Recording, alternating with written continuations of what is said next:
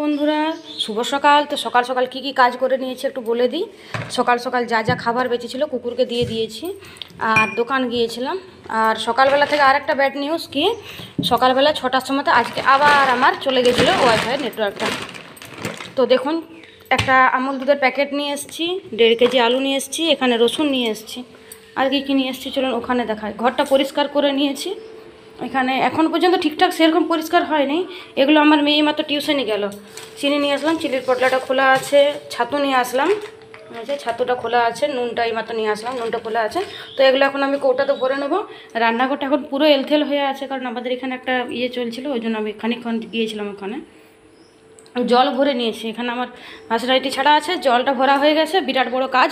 কালকে রাত্রেবেলা থেকে ইনভার্টারের চার্জ ছিল ঠিকই, ওয়াইফাইটাও ছিল, কিন্তু আমার লাইন ছিল না ঘরে।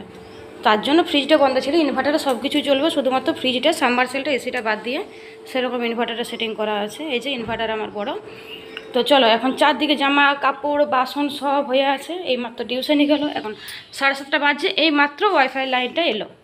মানে সকালবেলা 6টা থেকে 7:30, 1.5 ঘন্টা থাকেনি। বিছানা একদম টিপটপ পরিষ্কার। পাঁচ বালিশের ওয়ার একটা কিনতে খুঁজছি, কিন্তু কিছুতেই কিনতে পাচ্ছি না। সকাল হয়ে গেছে। চলো, এই যে এগুলো পরে ভিডিও করি। এখন এগুলো এখানে রেখেছি আমি, এগুলো আবার গুছিয়ে আমি রেখে দেবো। রোদ দেওয়ার চান্স নেই, কারণ প্রচুর বৃষ্টি হয়েছে কালকে। তো ভগবানের দর্শন প্রত্যেক দিন করাই, চলো ভগবানের দর্শনকে আরেকবার করিয়ে দিই। আপনারা সবাই ভগবানের দর্শন করেন। এমন কোনো দিন নেই যে আপনাদেরকে আমি ভগবানের দর্শন করাই না। জয় মা তারা। মা তারার জন্য এই দেখো জবা ফুল গোটা কত তুলে নিয়ে চলে এসেছি। এখন আমার সম্পূর্ণ ফুল তোলা কিন্তু হয়নি। তো চলো এখন বাগিয়ে নিই ঘর। তো বন্ধুরা, তোমরা অনেকেই জানো যে আমার কোনো ট্রাইপড নেই, মানে আমি এমনি ফোনটা নিয়ে ক্যামেরা করি। তো চলো ছাতুর কৌটাতে ছাতুটা ভরে নিই। আর বাকি কৌটাগুলো তো সব এটা কেটে নিয়েছি, কেটে নিয়ে মেয়েকে খাইয়ে দিয়ে পাঠালাম। তো তো চলো এখন কৌটাগুলো ভরে নিই। কৌটাগুলো কিন্তু নোংরা নেই, এগুলো দেখতে আপনারা ক্যামেরাতে লাগছেন।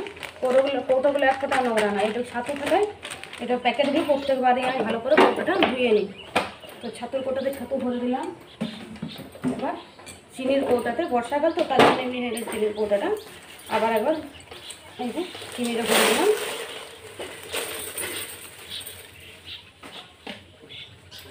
চিনির কৌটাতে চিনি ভরে নিলাম।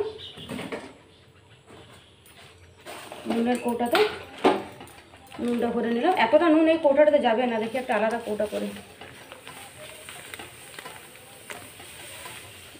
চলে গেল মায়ের ভোগে চলে গেল।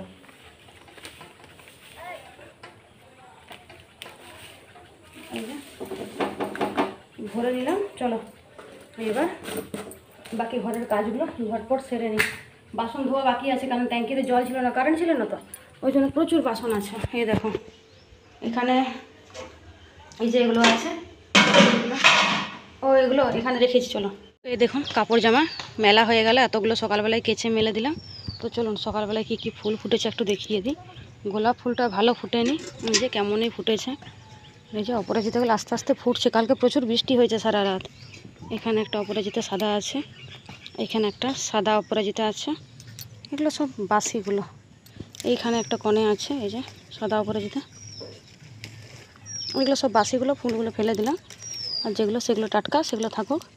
নাগচম্পা গাছের কড়ি চলে এসছে, ফুল ফুটবে। এই দেখুন নাগচম্পা গাছের কড়ি এগুলো। তো এই যে পাতাগুলো ভেঙে দিলাম।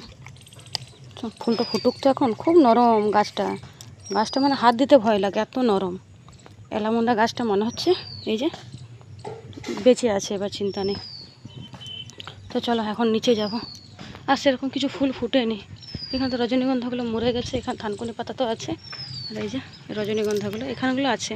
এই রজনীগন্ধাটা আছে।